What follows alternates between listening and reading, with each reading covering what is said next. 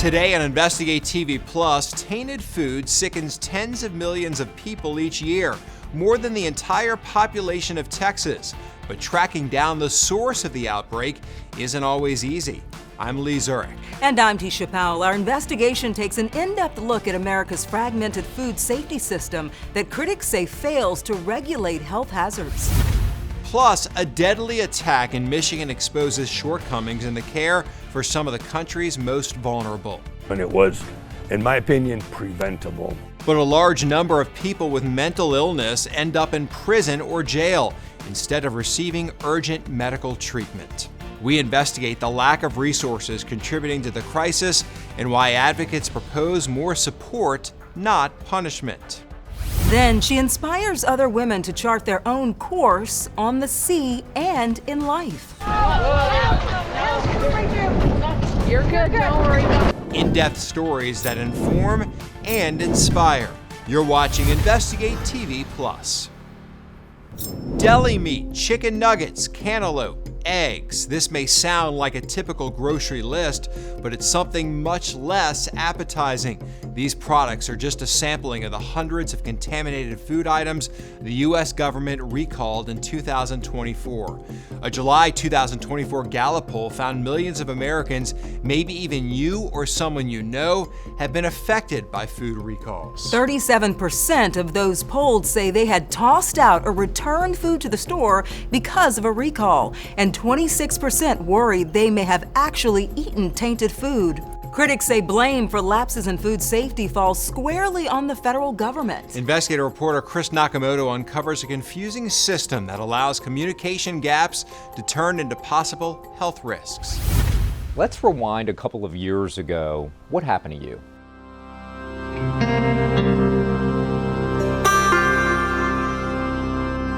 Always ate fresh, always ate clean.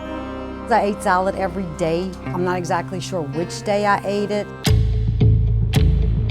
Then I started having stomach bug issues. What were your symptoms? Not myself, very lethargic, and it just got worse and worse. My husband brought me to my gastroenterologist. They did a test. My doctor called my husband and said, get her to the hospital now. She has E. coli. I signed myself in, and within a few hours, I was starting delirium, toxic. You wake up a month later? Like 3 weeks later. I couldn't believe that the food that I loved and ate every day almost killed me. Annette Martin says her case is among a national outbreak that killed 5 people, hospitalized 96, and sickened 210 people. Confirmed by samples, the lettuce was contaminated with E. coli from cattle feedlots that drained into an irrigation canal above where the produce was grown in Arizona. When I read the hospital transcript, they had actually talked to my husband Mitch and my son Zach about putting me on life support. Martin says doctors treated her with a cocktail of experimental drugs, and she began to turn the corner. After recovering, Martin did an internet search and came across America's leading food safety lawyer, Bill Marler. Before the Jack in the Box case, it was completely legal to knowingly sell E. coli contaminated hamburger to the public. Over the past 3 decades, Bill Marler's work has highlighted just how fragile and fragmented America's food regulations are. Our national investigative team spent months digging and found the system is siloed. The Food and Drug Administration regulates seafood, dairy, produce, nuts, and cereal, just to name a few, about 80% of the food you eat. The United States Department of Agriculture oversees meat, poultry, processed egg products, and catfish, the other 20%. Marler says frozen pizza is a good example of the mess. A frozen cheese pizza is regulated by the FDA. Add meat, the USDA regulates it. It gets very confusing, not only to the public, it's confusing to business, it's confusing to the government. Nobody would set up a food safety system the way we have it in 2024 from scratch. There are also more than a dozen other federal agencies that regulate it, along with local and state health departments. As fragmented as the regulations are on food, state reporting requirements to the government are even more chaotic and not being enforced. In 2022, the FDA reported infant formula contamination from a Michigan factory, caused the deaths of 2 babies and sent several others to the hospital, leading to recalls and formula shortages. That FDA was actually conducting an inspection of that facility where they were making the formula, and they identified problems. Chronobacter sakazaki was the pathogen found in the formula. The CDC added it to a watch list in January as a nationally notifiable disease, meaning it's on a list of around 120 diseases the federal government wants states to let them know about when cases pop up. But our national investigative team found as of May, it's up to each state to decide what results from patients it actually reports to the CDC. We contacted all 50 states and the District of Columbia and found 27 states report cases of Chronobacter sakazaki, 22 of them don't.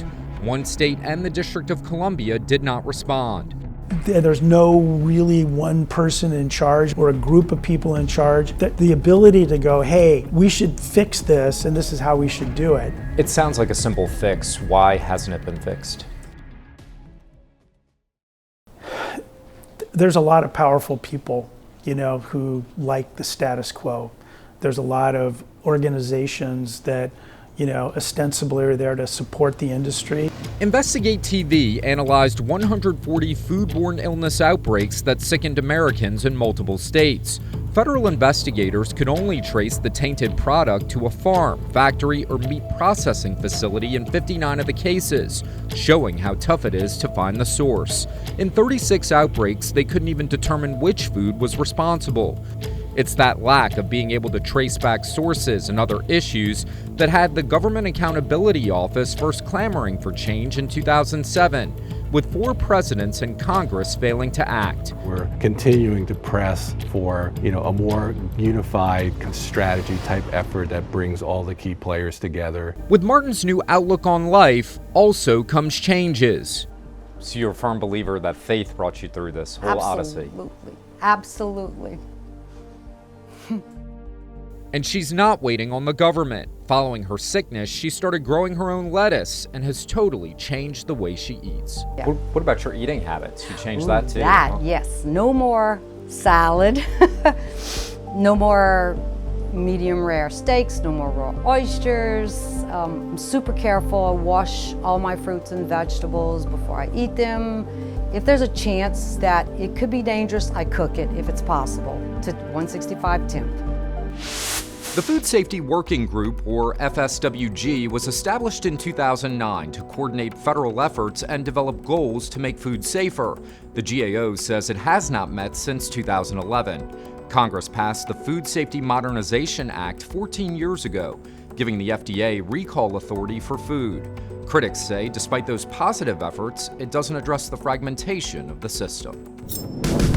Still ahead, a clean start. I basically built a career in less than 2 months. How a mother was inspired to overcome her personal struggles and find a pathway to a new career and life.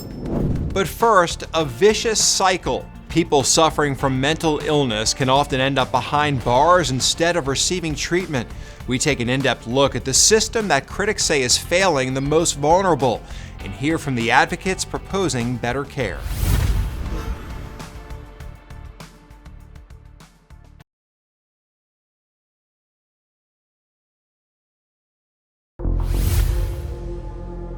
America's jails were built to house the accused or those convicted of a crime, but the National Alliance on Mental Health says over the last few decades, they've become, quote, de facto mental health providers. People experiencing a mental health crisis often end up behind bars because of a lack of community health services, and once they're incarcerated, about 3/5 with a history of mental illness do not receive treatment. In Michigan, advocates say a decision 25 years ago to shut down more than a dozen state psychiatric hospitals backfired, and in at least one case led to devastating consequences. Reporter Ann Emmerich takes an in-depth look at this gap in mental health care and a warning this story mentions suicide. 911. It took just a minute and a half for a mental health crisis to turn deadly. Right now he's holding a utility knife at his neck. In May 2024, at their home in Lansing, Michigan, a mother calls 911 to save her son from suicide. Within seconds, the son turns on his mother. 42-year-old Brandon Labrie is now behind bars, charged with open murder. His father still trying to process how this could happen. I've seen a lot of things in my life, and it was, in my opinion, preventable. Steve Labrie spent more than 30 years as a registered nurse in state-run psychiatric hospitals. He says for years his son suffered from chronic pain and frequent seizures, the result of a car accident. Just weeks before the deadly attack, Brandon tried to kill himself by overdose. His father visited him in the hospital. I said, "Hey, Brandon, I have that hug for you." And he stood up, and when he did, I saw something I had never seen. And when he stood up, his fists were clenching. He was trembling, and the look on his face was just evil. Labrie says the nurses assured him they were waiting to get Brandon in a long-term mental health bed, but that never happened. I think a lot of us still have this notion that a hospital stay is like the old-fashioned days, right? If I have a psychotic episode, I'll get put in the hospital for months, a year, or more. Typical stay is 7 to 10 days because it's meant to stabilize people. Bob Sheehan has worked in mental health for decades. He says the system is not set up to incarcerate people against their will. We don't want to take those civil liberties away. So we also find it doesn't have a medical efficacy beyond several days of stabilization. But just days after getting out of the hospital, Brandon Labrie found himself in the same place many others with mental illness end up, behind bars. The structure of our mental health system is just broken. Rachel Murray co-founded an online support group for parents of children with severe or complex mental illnesses. About 800 parents help each other navigate Michigan's mental health care system, a system she says was defunded decades ago. We're not doing it right in Michigan, and it hasn't worked, and it hasn't been working for a long time. And so now we have this backlog of all of these people who have not gotten the treatment that they've needed. Murray says to get that help, chronic mental health patients have to travel out of state and be able to pay for it out of pocket. We're talking about high-level intensive care for people who are a danger to themselves or a danger to other people, who need intensive treatment. A lot of commercial insurance doesn't pay for state-of-the-art mental health treatment. They pay for outpatient psychotherapy, talk therapy, and medications. But we know that, especially if someone has schizophrenia or bipolar or major depression, you need a lot of other modalities. He says Medicaid does pay for some of those services, but it's not available to everyone. Caregivers and families say dealing with behavioral health is not only taxing, the system is a confusing maze with a lot of dead ends. Honestly, I think you will get more information and more help by reaching out to another parent who has been through this, because you can talk to professionals in every area and they know their area, but they don't have a picture of the whole system. For Steve Labrie, it's too late. We talked with him outside the Ingham County Jail, where his son Brandon sits in a cell alone. His criminal hearings delayed until state psychiatrists can evaluate his mental health. He was good. He was always very mellow.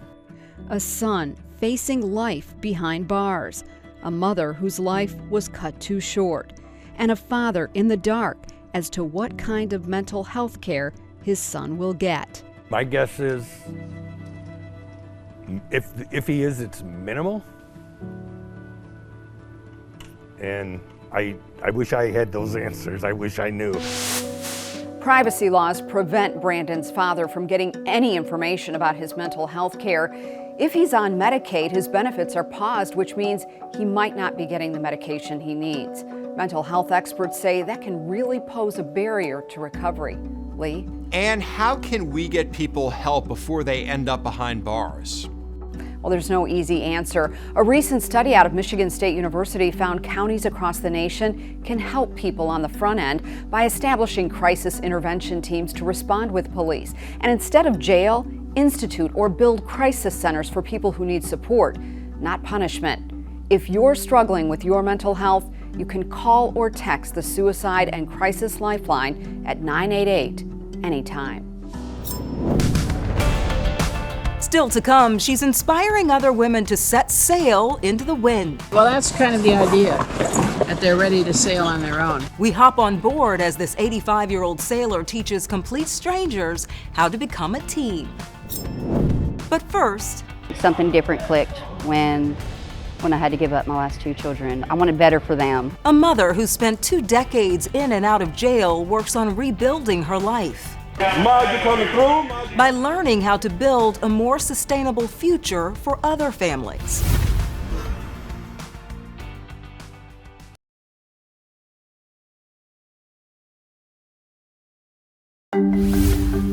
When you think of Goodwill, thrift stores, or donation bins may be your first impressions. Yeah, but the nonprofit also provides career opportunities, including free training to help people land clean energy jobs. Reporter Lydia Fielder shares the story of a Nashville graduate who says the program gave her renewed hope.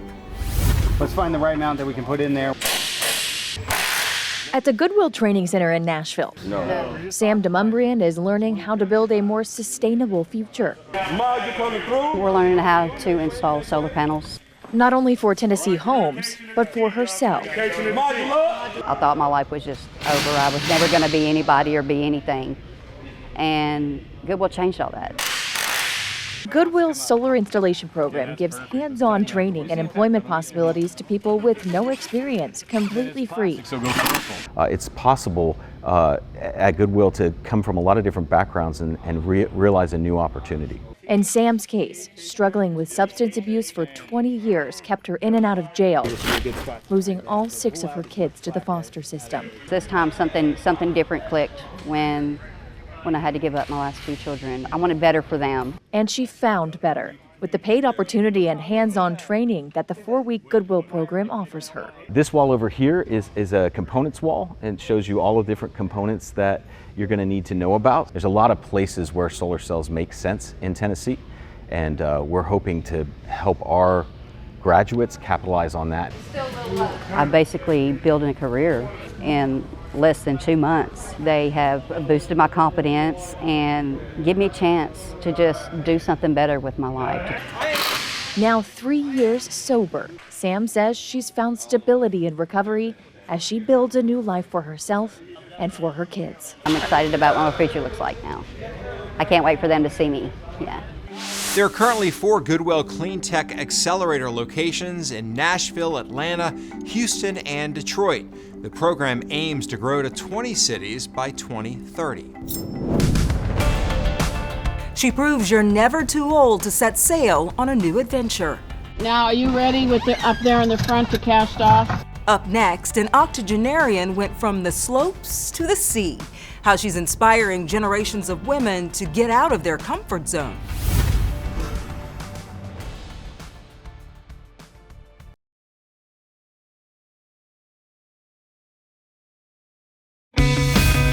The old saying goes, learning to sail is a lifetime commitment and not just a one-course seminar. For retired physical education teacher Janice Lang, she heard the call to the sea and answered by teaching a sailing and leadership course for women. Reporter Joe Carroll hopped on board for a lesson. Monday morning on Lake Champlain. What's your name? And a handful of strangers converge. So what's an advanced beginner? It's the first day of Women in the Wind, a week-long sailing course taught by Janice Lang at the Community Sailing Center in Burlington. So everybody here has sailed a little. The book learning will have to wait. There's a window of good weather, and Janice and her new crew are about to set sail. When I have an all-women class, I find there's more teamwork. The hope is by Friday that they'll have the skills to captain a sailboat. All right, well, that's kind of the idea, that they're ready to sail on their own. Now, are you ready with the up there in the front to cast off? There's plenty of wind, really, to sail. Oh, nice. All these women have been on boats, and been on boats with their husband or partner or somebody, but they haven't really sailed the boat much. They've mostly just sat there and followed directions.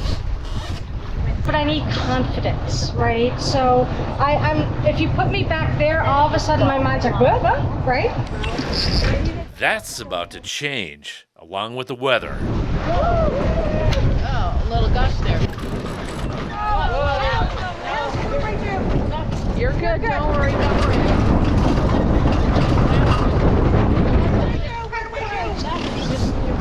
It was Elizabeth McKenna's first time steering a sailboat. What was going through your head? I have no idea. I was just glad I wasn't alone and everybody else knew what they were doing. But it was exciting there for at least me for a minute and a half or so. Well, you were probably the least experienced sailor on the boat. For 85-year-old Janice, it was a breeze. Are you a competitive person? Yeah,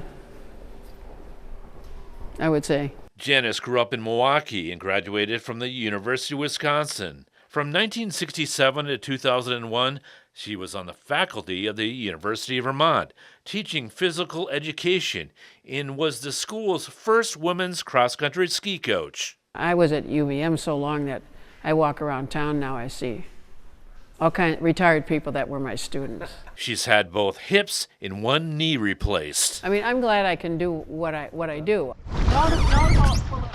Back on board. I did great. I mean, this is a great first day because the good breeze.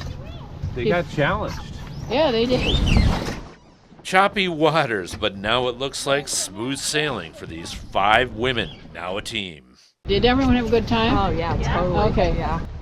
I love being on the water, but those were some rough conditions, right? Yeah, and from those who had a lot of experience to a little experience, they made it happen and got through it. They made it work. They Teamwork. did it. Yes, teamwork. Good thing. Well, that's it for us on Investigate TV Plus. I'm Tisha Powell. And I'm Lee Zurich. Thanks for watching.